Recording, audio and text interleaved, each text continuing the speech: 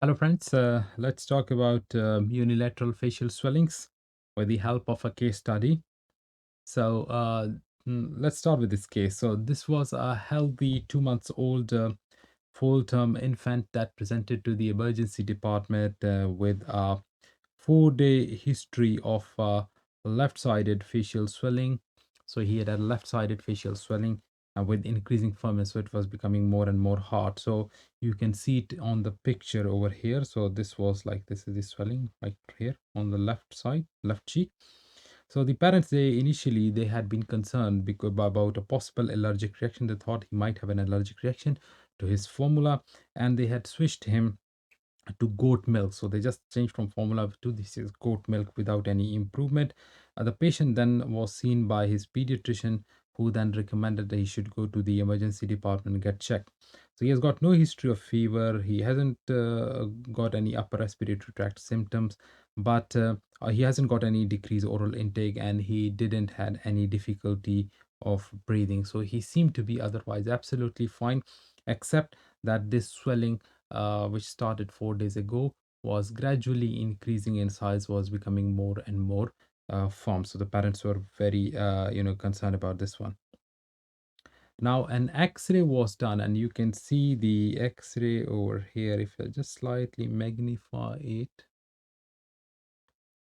so you can see an X-ray and the MRI, which was subsequently done for this heart swelling because it was not clear where this swelling was coming from.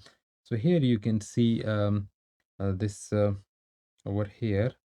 This seems like a soft tissue swelling, but you can see there is some form of like hyperlucency as well, like faint one on the left cheek. And here, if you look at the MRI, so you can see that there is a like a hyper intense signal which is coming from the left probably mandible, and it is extending, and you can see it's quite a big one. It is suppressing the compressing the muscles at the site, and so this is some form of growth coming from the bone rather than being a soft tissue swelling. So now the question is, what do you think is the cause of this infant swelling by looking at the X-ray and looking at the MRI? So do you think that this child has got rhabdomyosarcoma? Do you think this child has got cellulitis? Do you think he's got paniculitis? Do you think he's got infantile cortical hyperostosis? Or do you think he's got osteoid osteoma? So just before you comment on these things, rhabdomyosarcoma is basically a cancerous growth of the muscles and the connective tissue, which is though not very common, can happen once in a while in children. Cellulitis is the infection and inflammation of the subcutaneous tissue. Paniculitis is basically sort of a inflammation of the subcutaneous fat, which is caused by um, cold injury, usually like the kids who are sucking on popsicles or very cold ice cubes or something, so they can get some local fat inflammation, crystallization of the fat in the subcutaneous tissue, which we call as paniculitis, or infantile cortical hyperostosis, which is basically growth from the bone caused by certain factors, genetic factors. It's also known as Caffey's disease. And osteoid osteoma is benign tumor of the bones. So just stop this video for a moment here, and what do you think is the cause of this infant swelling? Given the fact that it is a 4 day swelling, it is firm, and you have seen the X-ray and you have seen the MRI that it is coming up out of the left jaw. So what do you think about it? Fine. So the answer to this question is that this child has got what we call as infantile cortical hyperostosis, which is also known as Caffey's disease. So why it is Caffey's disease? What are the characteristics of the Caffey disease, and why it is not rhabdomyosarcoma or cellulitis or paniculitis or osteoid and what are the differentiating features? Let's discuss about that. So what happens in infantile cortical hyperostosis? Let me slightly decrease the zoom in. So, okay, I think it's more clear now. So in infantile cortical hyperostosis, there is actually subperiosteal inflammation in the bone leading to new subperiosteal bone formation. So there is some form of a chronic inflammation beneath the periosteum which leads to new bone formation. So it very much mimics osteomyelitis, because in osteomyelitis also there is inflammation of the bone, inflammation of the periosteum leading to new bone formation. But obviously in osteomyelitis, there is an infection, while in this case there is no infection. So mostly infantile cortical hyperostosis or CAFE disease, it involves the flat bones. So the flat bones mean it can involve the jaw, it can involve the clavicle, it can involve the sternum. So usually these patients, they present with fever, irritability, bony heart swelling, and if you do the bloods, you will find that they've got raised ESR, they've got raised CRP, and they've got raised white blood cell count. And this is very confusing, because if you get a raised white blood cell count along with inflammatory markers, the first thing that you're going to think about is infection, obviously. And with this picture, it looks more like osteomyelitis. So probably um, these kids invariably are going to get loads of antibiotics, because very difficult clinically to differentiate it from osteomyelitis. But this one actually regresses by 2 years of age. So kids who have got this, eventually there is a regression in this form of bone formation by the age of 2 years. It is, there are certain genes which are responsible for Caffey's disease, but it's a very much like, close mimic of osteomyelitis.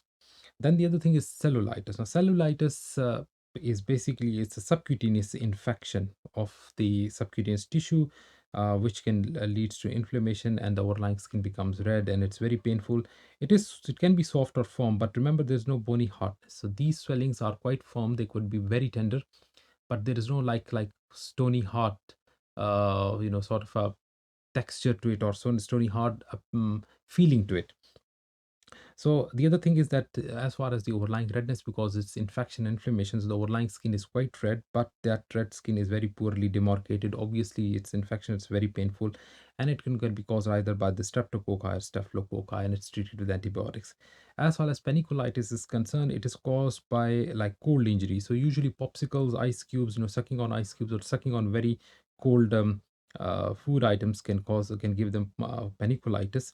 So usually what happens is, because of the cold injury, because of the higher melting point of the saturated fats, which are more common in babies as compared to the adults.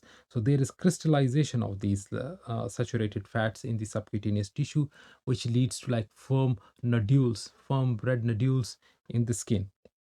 So when you palpate these, they're usually bilateral, and these are firm nodules with overlying redness. And usually, as I told you, they are bilateral rather than unilateral. It's a self-limiting condition. As far as rhabdomyosarcoma is concerned, it's one of the most common malignant soft tissue tumor. It's mostly seen in the head or neck region, but out of the head and neck region, then the most common site is genitourinary area, where these rhabdomyosarcomas can happen, especially in the kidneys.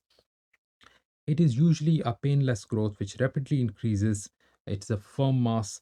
It can have an overlying red skin, or it might not have an overlying red skin. And again, how do we diagnose it? So we have to take a biopsy from that area and do a histopathology to see. Osteoblastoma is the most common benign bone tumor. Mostly occurs in the long bones like femur, and it usually presents with progressively increasing night bone pain. So these kids usually have got bone pain that if you do an X-ray, you will see a sort of a cauliflower-like growth coming out from the ends of the long bones. Usually these types of tumors are just like carefully watched, so they might need repeated X-ray after every 6 months just to monitor the growth of osteoblastoma. But other than that, they don't require any treatment. Sometimes they might be associated with secondary pathological fractures as well, but it's quite rare. So this is the differential diagnosis of unilateral facial swelling. Other rarely child can have like mumps as well. So mumps can give you a unilateral swelling that is usually beneath the angle of the jaw. It's a firm swelling and it's very painful. So it's very difficult for the child to open the mouth.